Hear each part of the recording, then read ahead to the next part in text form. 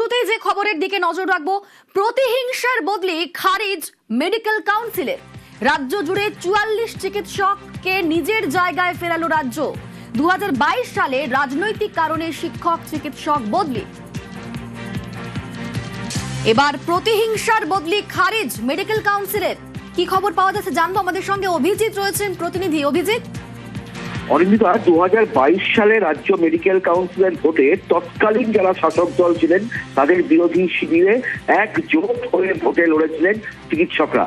এর মধ্যে প্রখ্যাত কিডনি বিশেষজ্ঞ অর্পিতা রায়চৌধুরী, যিনি এসএসকেএম হাসপাতালের নেফ্রোলজি বিভাগের প্রধান ছিলেন, তাকে এবং কামারহাটি সাগর দত্ত মেডিকেল কলেজের ফরেন্সিক মেডিসিন বিভাগের প্রধান ছিলেন পরাগ বরণ পাল, ন্যাশনাল মেডিকেল কলেজের রেডিওথেরাপি বিশেষজ্ঞ চিকিৎসক ডক্টর বিশান বসু, এরা তিনজনেই প্রার্থী হয়েছিলেন।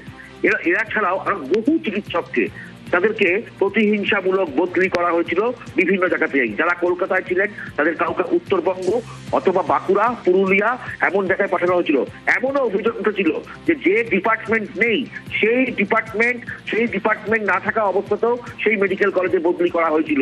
বিশান বসুকে রেডিওথেরাপি বিভাগ বা বাঁকুড়া সম্মিলনী মেডিকেল কলেজ, সেখানে বিভাগই নেই, তিনি পড়াবেন কি করে? তো যাই হোক, সেই হিসাবে নতুন সরকার গঠিত হওয়ার পর স্বাস্থ্যমন্ত্রী শরদ মুখোপাধ্যায় তিনি সুস্পষ্ট ভাষায় জানিয়ে দেন, কোনো প্রতিহিংসামূলক বদলি হবে না, সব বদলি রদ করা হবে। এবং তারপরই আজকে 44 জন চিকিৎসক অধ্যাপকের এই বদলির সিদ্ধান্ত। এবং আবার অর্পিতা রায়চৌধুরী, তাকে নর্থ বেঙ্গল মেডিকেল কলেজ থেকে তাকে এসএসকেএম হাসপাতালে নিয়ে আসা হয়েছে। পাশাপাশি পরাগ বরণ পাল, তাকে পুরুলিয়া দেবেন মাহাতো হাসপাতাল থেকে মেডিকেল কলেজ থেকে কলকাতা মেডিকেল কলেজে ফিরিয়ে আনা হয়েছে। রেডিওথেরাপি বিশেষজ্ঞ ডক্টর বিশান বসু, তাকে বাঁকুড়া ঝাড়গ্রাম মেডিকেল কলেজ থেকে তাকে নিয়ে আসা হয়েছে আবার কলকাতা মেডিকেল কলেজে। ফলে বলা যেতে পারে কোনো প্রতিহিংসামূলক বদলি হবে না, এই সুস্পষ্ট ভাষায় জানিয়ে দিয়েছেন রাজ্যের নতুন স্বাস্থ্যমন্ত্রী শরদ মুখোপাধ্যায়। অনিন্দিতা, ধন্যবাদ অভিজিৎ।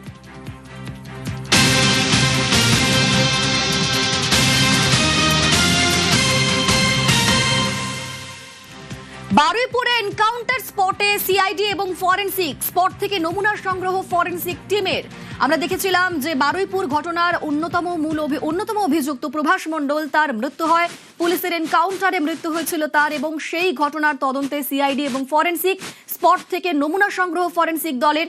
তারই পাশাপাশি পুকুর থেকে উদ্ধার হয়েছিল নির্যাতিতার দেহ, সেই পুকুর থেকেও নমুনা সংগ্রহ তদন্তকারীদের। বারুইপুরের সেই জঘন্য ঘটনা, যেখানে নাবালিকাকে ধর্ষণ করে খুনের অভিযোগ, সেই ঘটনায় পুকুর থেকে নির্যাতিতার দেহ উদ্ধার হয়, পুকুর থেকেও নমুনা সংগ্রহ তদন্তকারীদের। বারুইপুর এনকাউন্টার স্পট, যেখানে প্রভাস মণ্ডলের মৃত্যু হয়েছিল পুলিশের গুলিতে, সেই ঘটনাতে এবার এনকাউন্টার স্পটে সিআইডি এবং ফরেনসিক। আমাদের সঙ্গে এই মুহূর্তে অর্পণ রয়েছেন প্রতিনিধি।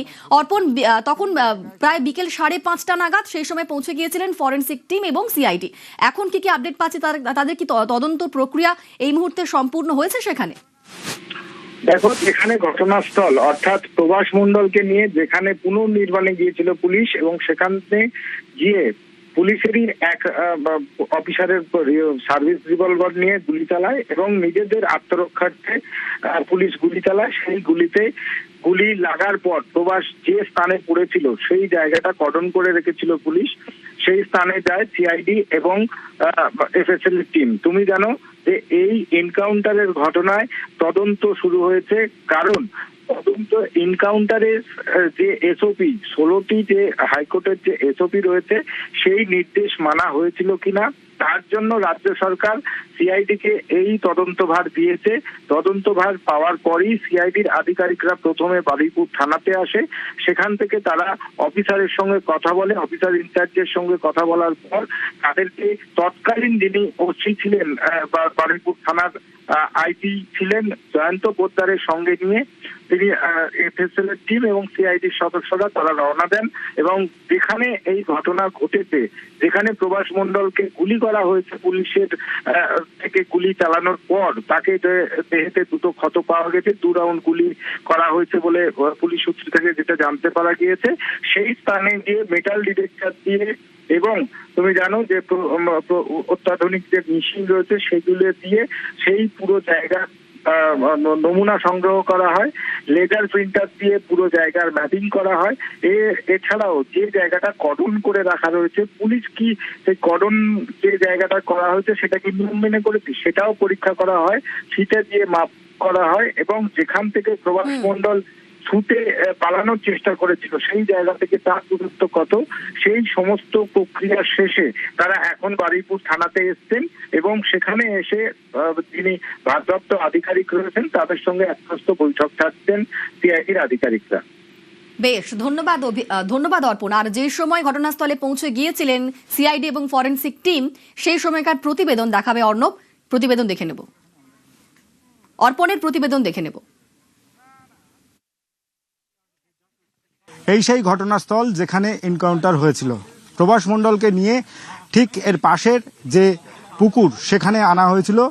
কি ঘটনা ঘটেছিল, পুনর্নির্মাণ করার জন্য তাকে আনা হয়েছিল। পুকুরের পাশেই সে এই রাস্তা দিয়ে পুলিশের কাছ থেকে বন্দুক ছিনিয়ে নিয়ে সে এক রাউন্ড গুলি করে, এবং গুলি করার পর সে যখন মাঠের এই রাস্তা দিয়ে সে পালাতে যায়, যে জলা জমির ওপরে এখন এফএসএল এর টিম এবং সিআইডির আধিকারিকরা এসছেন, ঠিক এই জায়গাতেই তাকে লক্ষ্য করে গুলি চালানো হয় এবং সেই গুলিতে সে আহত হয়ে এই জায়গায় পড়েন।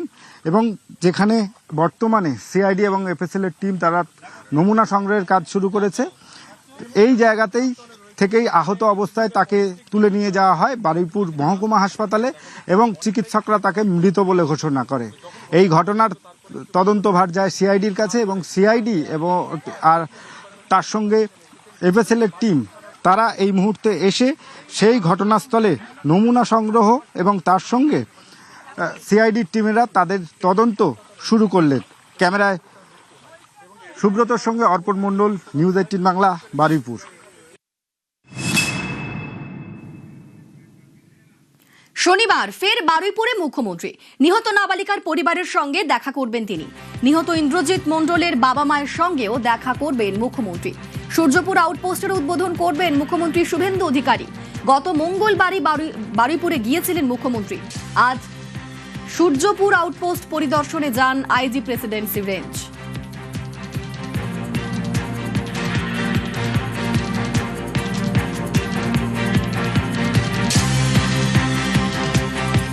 শনিবার ফের বারুইপুরে যাচ্ছেন মুখ্যমন্ত্রী শুভেন্দু অধিকারী। নিহত নাবালিকার পরিবারের সঙ্গে দেখা করবেন তিনি এবং তারই পাশাপাশি নিহত ইন্দ্রজিৎ মণ্ডলের বাবা মায়ের সঙ্গেও দেখা করবেন মুখ্যমন্ত্রী। সূর্যপুর আউটপোস্টেরও উদ্বোধন করবেন মুখ্যমন্ত্রী শুভেন্দু অধিকারী।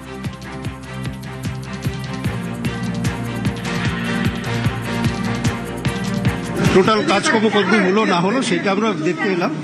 টোটাল ফার্স্ট ফ্লোরে আমার পুরো সেট আপটা থাকবে, official set up, OC chamber থেকে শুরু করে আইওস রুম সব নিচে থাকবে, এবং উপরে যে সেকেন্ড ফ্লোর আছে ওটাতে আমরা ব্যারাক করছি। যদি কেউ অভিযোগ জানাতে পারে এখানে কি অভিযোগ? একদম শিওর, অফিসার থাকবে, আইওস রুম থাকবে, সবই থাকবে। এখানে শিফট হচ্ছে,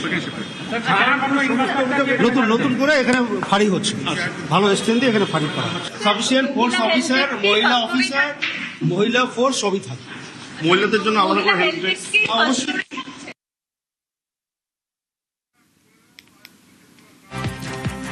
আজ সূর্যপুর আউটপোস্টের পরিদর্শন করেন আইজি প্রেসিডেন্সি রেঞ্জ এবং শনিবার আবারও বারুইপুরে যাবেন মুখ্যমন্ত্রী। নিহত নাবালিকার পরিবারের সঙ্গে দেখা করবেন, নিহত ইন্দ্রজিৎ মণ্ডল তার বাবা মায়ের সঙ্গেও কথা বলবেন এবং তারই পাশাপাশি সূর্যপুর আউটপোস্টেরও উদ্বোধন করবেন মুখ্যমন্ত্রী।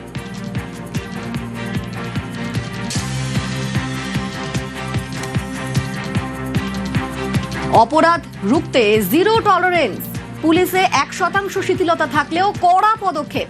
গত মঙ্গলবারই কড়া বার্তা দিয়েছিলেন মুখ্যমন্ত্রী।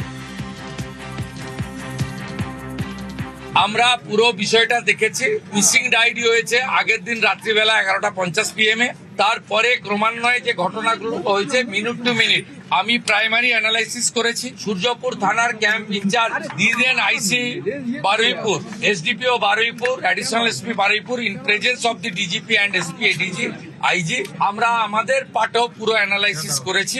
আমি ডিজিপি কে 72 ঘন্টা টাইম দিয়েছি।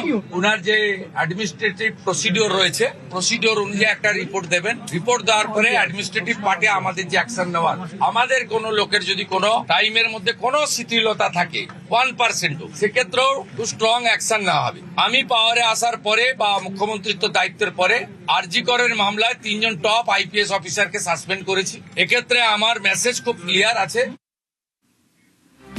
নিরাপত্তার জন্য সূর্যপুরে আউটপোস্টের দাবি জানিয়েছিলেন বাসিন্দারা, যেমন কথা তেমনই কাজ। শনিবার সে আউটপোস্টের উদ্বোধন করবেন মুখ্যমন্ত্রী।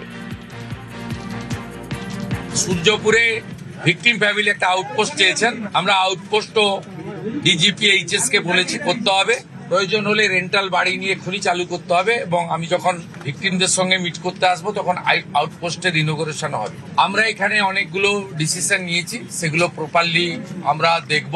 ভিকটিম ফ্যামিলি যেমন কনফিডেন্স রেখেছেন সরকার পুলিশের উপরে, আপনারাও রাখতে পারেন। আমার মনে হয় না এর আগে কোন পুলিশ মন্ত্রী বা মুখ্যমন্ত্রী এই ধরনের পীড়িত পরিবারের কথা শুনেছেন বা বলেছেন। আমি এটা মনে করি এটা ডিউটি।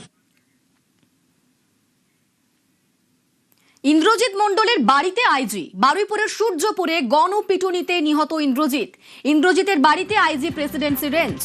রাজ্য সরকারের উপর আস্থা ইন্দ্রজিতের বাবা মায়ের। বারুইপুরের যে ঘটনা, নাবালিকা ধর্ষণ করে খুনের ঘটনা, তাতে অভিযুক্ত সন্দেহে গণপিটুনি এই ইন্দ্রজিৎ মণ্ডলকে, তাতেই তার মৃত্যু হয় এবং তারই বাড়িতে আইজি।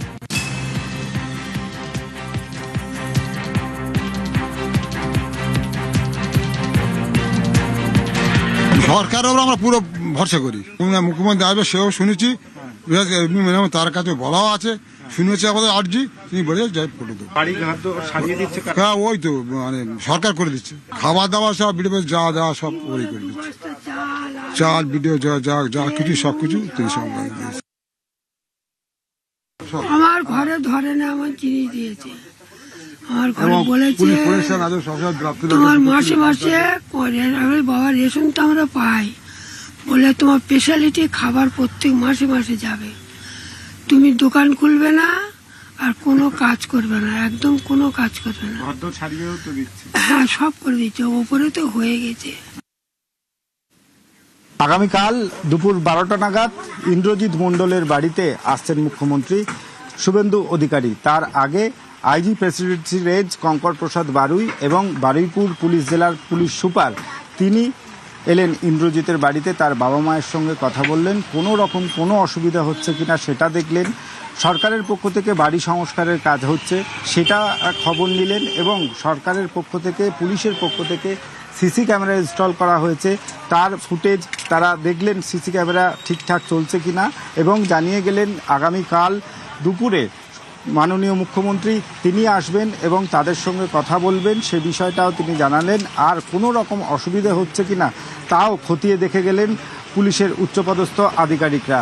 ক্যামেরায় সুব্রতর সঙ্গে অর্পণ মণ্ডল, নিউজ 18 বাংলা, বারুইপুর।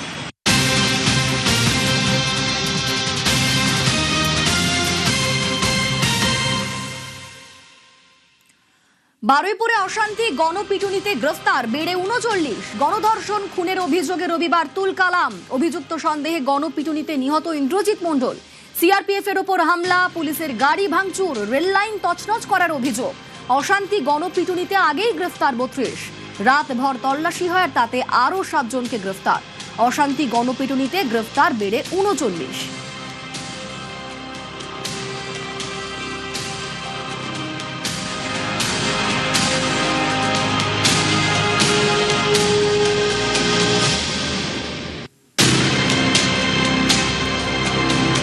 বারুইপুরে অশান্তির ঘটনা, গণপিটুনিতে মৃত্যু, তাতেই গ্রেফতার বেড়ে এবার 39। গণধর্ষণ খুনের অভিযোগে রবিবার তুলকালাম, তাতে এখনো পর্যন্ত গ্রেফতার মোট 39। এবং গুন্ডাদের ভুগতে হবেই, আগেই কড়া হুঁশিয়ারি দিয়েছিলেন শুভেন্দু অধিকারী। শোনাবো সেই বক্তব্য। আমাদের অনেকগুলো পুলিশকে ইনজোর্ড করেছিল এরা অত্যন্ত খারাপ কাজ করেছে, গুন্ডাদের ভুগতে হবে, প্রত্যেককে অ্যারেস্ট করব। এখানে আরএনটে করে একজন ছিলেন লেডি, আরেকজন ট্রিটমেন্ট করে বেরিয়ে গেছেন, ইনি অ্যাডমিশন আছেন, এনার ভালো চোট আছে, ওটি হবে কালকে। আমি আমার কনস্টেবল ভাইকে বলে এলাম, সরকার আছে সাথে, মহিলা কনস্টেবল ভর্তি আরেন্টে করে তার উনি এখন ঠিক আছে, উনার রিপোর্ট নিলাম আমি, ঠিক আছেন। উনার কালকে ওটি হবে, ওনার সিরিয়াস আছে, ওনারও সিরিয়াস ছিল কিন্তু is now out of danger. Inner কালকে ওটি হবে বলে এলাম। পুরো ডিপার্টমেন্ট সাথে আছে, সব গুন্ডাকে ধরা হবে। ওখানে যারা নেতাগিরি মাতব্বরি করেছে হবে, প্রত্যেক কাউকে ছাড়া হবে।